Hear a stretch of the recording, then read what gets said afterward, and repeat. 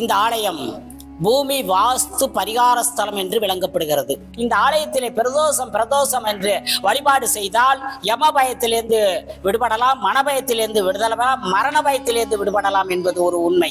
இந்த திங்கட்கிழமை என்று சோமவாரத்தில் இந்த நவகிரகங்களை சுற்றி 9 தடவை சுற்றி வந்தால் 9 கிரகங்களையும் ஒரே நாளிலே வழிபாடு செய்து அனைத்து கிரக தோஷங்களிலிருந்து விடுபடலாம் என்பது ஐதீகம்.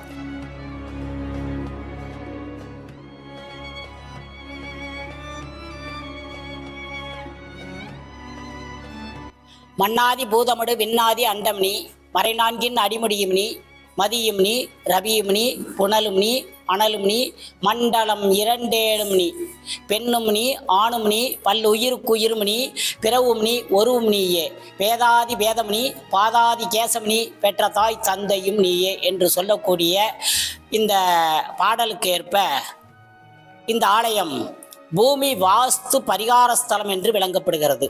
இந்த ஆலயத்திலே 1200 ஆண்டுகளுக்கு முன்னதாக முகலாயர் காலத்தில் கட்டப்பட்டு ஒரு சிவாலயம். இந்த ஆலயம் மேற்கு நோக்கி எழுந்தருளி அருள்பாலிக்கிறார்.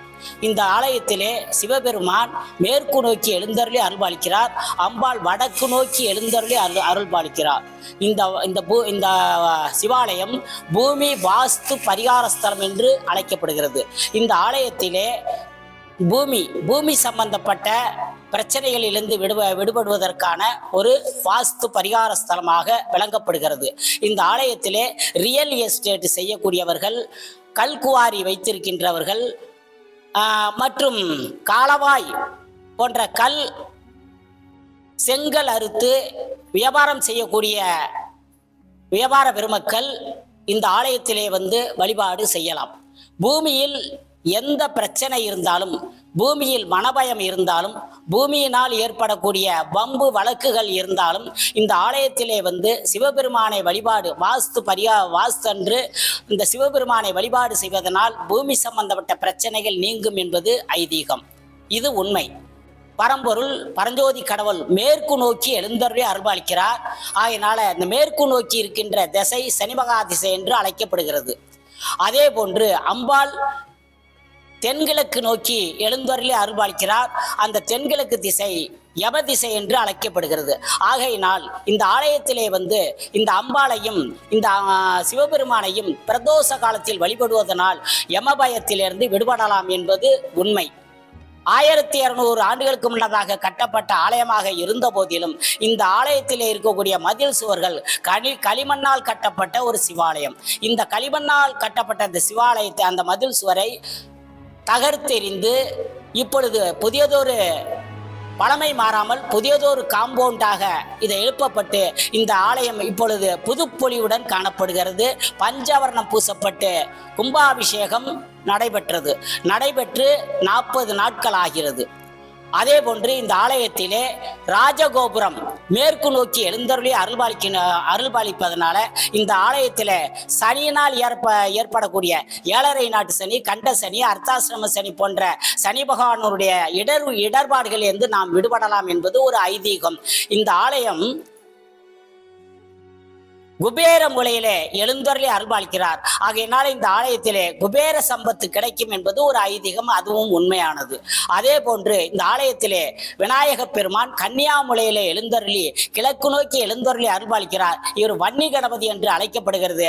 இந்த விநாயக பெருமானை தசமி திதியிலே குழந்தைகளுக்கு கல்வி வேண்டுமானால் தசமி திதியிலே பேனா, பென்சில், புஸ்தகம் போன்ற பொருட்களை வைத்து தசமி திதியிலே அந்த வன்னி விநாயகரை வழிபாடு செய்வதனால முதிர்ந்த கல்வியை அடையலாம், இடநீற்றல் கல்வி அடையலாம், இளமை கல்வியை அடையலாம் என்பது ஒரு ஐதீகம், அதுவும் உண்மை.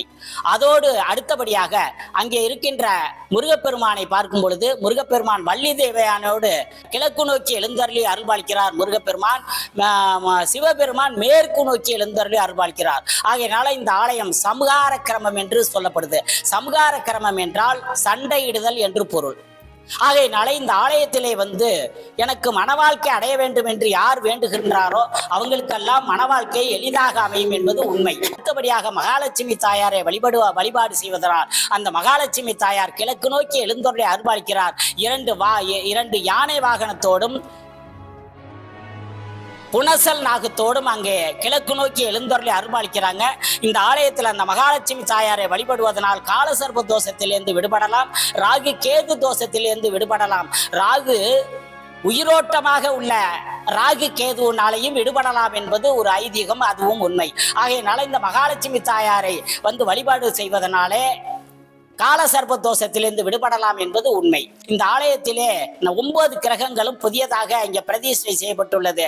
ஆனால் இந்த ஆலயத்தில் இந்த நவக்கிரகங்களை வழிபாடு செய்வதனால் ஏற்படக்கூடிய விளைவு என்னவென்றால், திங்கட்கிழமை என்று சந்திர பகவானை வழிபடலாம், செவ்வாய்க்கிழமை என்று வைத்தீஸ்வரன் கோயில் சென்று வைத்தியநாத பெருமானை வழிபாடு செய்யலாம், வித்யாம்பாள் சமேத சுவேதாரண்யேஸ்வரர் புதனுடைய ஆலயத்தில் போய் புதனை வழிபடலாம். ஆனால் அதுபோன்று ஒவ்வொரு நாளும் சென்று ஒவ்வொரு கிரகங்களையும் வழிபாடு செய்வதை விட இதை இந்த திங்கட்கிழமை என்று சோமவாரத்தில் இந்த நவக்கிரகங்களை சுற்றி 9 தடவை சுற்றி வந்தால் 9 கிரகங்களையும் ஒரே நாளிலே வழிபாடு செய்து அனைத்து கிரக தோஷங்களிலிருந்து விடுபடலாம் என்பது ஐதீகம்.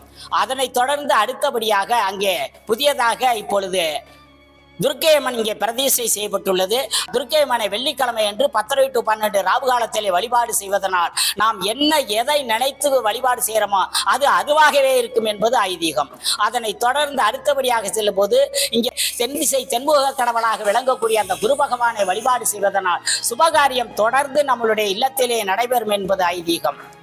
இந்த ஆலயத்தை அடுத்தபடியாக தொடர்ந்து சிவபெருமானுடைய ஆலயத்திற்கு உள்ளே நுழைந்தார் அம்பாள் தெற்கு நோக்கி எழுந்தருளி அருள்பாலிக்கிறார். அது யமதிசை என்று சொல்லப்படுகிறது. அடுத்தபடியா சிவபெருமான் மேற்கு நோக்கி எழுந்தருளியுள்ளார். அது சனி திசை என்று சொல்லப்படுகிறது.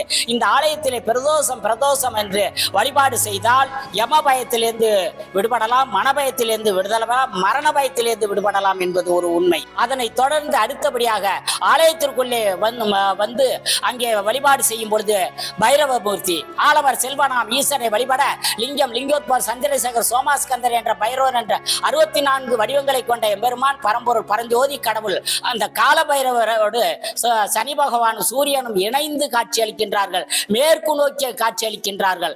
அவர்களை அஷ்டமி ஸ்திதியிலே வழிபாடு செய்வதனாலே பிதுர் தோஷத்திலிருந்து நாம் விடுபடலாம். இந்த ஆலயத்திலே பூலோகனாகிய அம்பியா சமேத வாஸ்து பரிகார ஸ்தலத்திலே இந்த காசி விஸ்வநாதர் காசி விசாலாட்சி இங்கே வடிவமைக்கப்பட்டுள்ளது. அதோடு மட்டுமல்லாமல் இந்த ஆலயத்தை பௌர்ணமி தீதியிலே கிரிவலம் வந்தால் இந்த ஆலயத்தினுடைய திருவண்ணாமலையிலே சிவபெருமானை கண்ட காட்சியை நாம் காணலாம் என்பது ஐதீகம், இது உண்மை.